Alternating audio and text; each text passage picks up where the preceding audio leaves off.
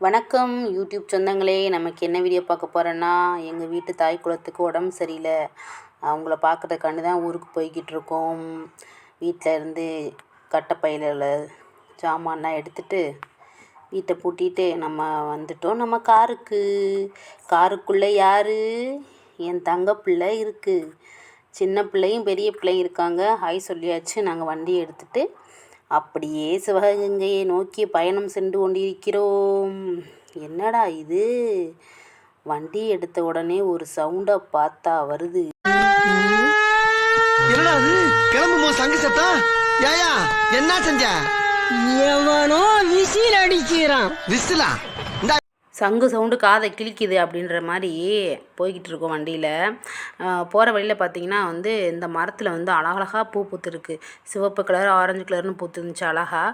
அடுத்தபடி என்ன, நம்ம போய்கிட்டு இருக்கலே பசி வந்துருச்சு. காலையில் நாங்கள் சாப்பிடலை. அதனால் நாங்கள் எப்போயுமே அம்மா ஊருக்கு போகிறப்ப இந்த தாத்தா கடையில் தான் கூழ் சாப்பிடுவோம். நல்லாயிருக்கும். பூவந்தி ரோட்டில் தான் தாத்தா கடை வச்சுருக்காங்க. அம்மாவும் தாத்தா 2 பேருமே அங்கே தான் இருப்பாங்க. எனக்கும் என் ஹஸ்பண்ட் மட்டும்தான் 2 பேர் தான் குடித்தோம். பாப்பா கூழ் சாப்பிட மாட்டேங்கிட்டா. கூழ் சாப்பிட்டுட்டு அப்படியே நம்ம தாய்க்குள்ள வீட்டுக்கு ஊரை நோக்கி பயணம் செஞ்சு கொண்டிருக்கிறோம். போகிற வழியிலே ஸ்நாக்ஸ்லாம் வாங்கிட்டு போயிட்டோம். அண்ணன் பசங்கள் அங்கே தான் இருக்காங்க. அதனால் அவங்களுக்கும் அம்மா அப்பா எல்லாத்துக்கும் சேர்த்து ஸ்நாக்ஸ் வாங்கிட்டு போய்கிட்டு இருக்கோம். தாய்க்குள்ள வீட்டுக்கு போகல நம்ம பட்னியாக போனால் தானே நல்லா நிறைய சாப்பிட்டு வர முடியும். அம்மா என்னென்ன சமைச்சிருக்குன்னு சொல்லி பார்த்துட்டு சாப்பிட்டுட்டு தெம்பாக ரெஸ்ட் எடுத்துகிட்டு வந்துடுவோம். அம்மா தோட்டத்தில் இருக்காங்க. தோட்டத்துக்கு தான் போயிட்டு, அம்மா நீ சுமந்த பிள்ளை அப்படி சொல்லி நான் போய்கிட்டு இருக்கேன். அம்மா அண்ணன் பசங்க எல்லாருமே அங்கே தான் இருக்காங்க. தாய் குலத்தை பார்த்த உடனே, அப்பா சோனியா என்ன நல்லா இருக்கியா? நல்லா இல்லைன்னா என்ன பண்ண போற நீ? என்னப்பா தப்பா பேசிவிட்டேன்? நீ தப்பா தான் பேச. ஆமாம், எங்கள் அம்மா அப்படி தான் சொல்லுவாங்க. நல்லா இருக்கியாம்மான்னு கேட்டால், ஏன் நல்லா இல்லாட்ட என்னென்ன போகிற அப்படின்னு கேட்பாங்க. அடுத்தபடியாக வந்தாச்சு. வந்துட்டு நான் முட்டை பப்ஸ் வாங்கிட்டு வந்துருந்தேன். அப்பாவுக்கு ரொம்ப பிடிக்கும். அண்ணன் பசங்க நல்லா சாப்பிடுவாங்க. அதை எடுத்தாச்சு. நம்ம தோட்டத்தில் விளைஞ்ச மாம்பழம் இருந்துச்சு. அதையும் கட் பண்ணிவிட்டு எடுத்துகிட்டு இங்கே மாட்டு கொட்டம் போட்டிருக்காங்க. பெரிய கொட்டம் போட்டிருக்காங்க.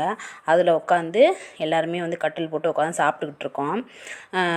பாப்பாவுக்கு தண்ணி துவைச்சிருச்சு. அதுக்கப்புறமேட்டு அம்மா போய் தண்ணி மோதிட்டு வந்தாங்க. இதுதான் அண்ணன் வாங்கியிருக்க தோட்டம் இது. இந்த தோட்டத்தில் தான் அம்மாவும் அப்பாவும் சின்ன வீடு கட்டி அதில் இருக்காங்க. ஆடு மாடுலாம் வச்சுருக்கிறதுனால வீடு பெரிய வீடு இருக்குது. அது ஊர் என்ட்ரன்ஸில் இருக்குது. ஊரில் பெரிய பைபாஸ் போட்டிருக்காங்களா, அதனால் அங்கே போக முடியாதுன்றக்காண்டி இங்கே இருக்காங்க அம்மா அப்பாவும்.